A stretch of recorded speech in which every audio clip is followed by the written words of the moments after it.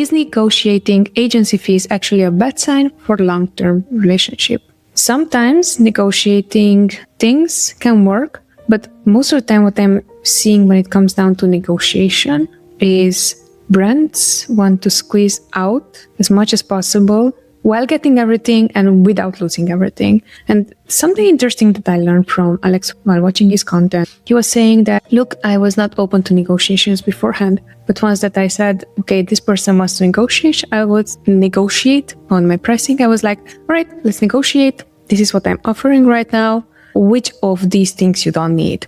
And it's very interesting because when it comes down to negotiating on pricing, usually brands are going to say that they don't need things that they don't know the value of. So they're going to take off things that are actually important for their account. Even inventory forecasting for the next month, it's keeping their business alive. They're going to just take off things that they are considering that it's not working for them. So right now, while I've tried this method with negotiating agency fees, after 2 years of giving a try, failure, error, sometimes it worked, sometimes it did not. What I noticed is that, especially if there's no reason for you to not prove that you're already good at whatever you're doing, what is going to end up with, if you put in someone's mindset that you're okay with negotiation and you're just eliminating percentage of price and all the value, that is going to be the mindset that you put them on also in the future. Hey, you're going to bail whenever their ask is bigger than whatever your frame and your ask it is.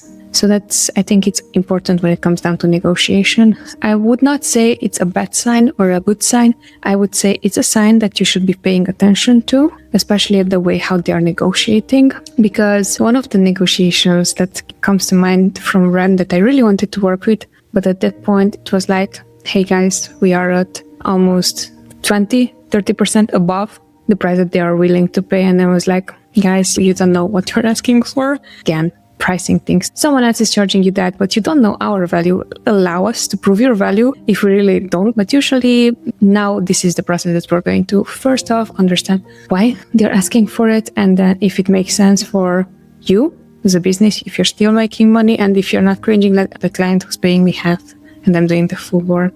Those are usually the clients that are going to get a lot of scope creep, a lot of unhappy, a lot of, even if you're doing things for free, they want more.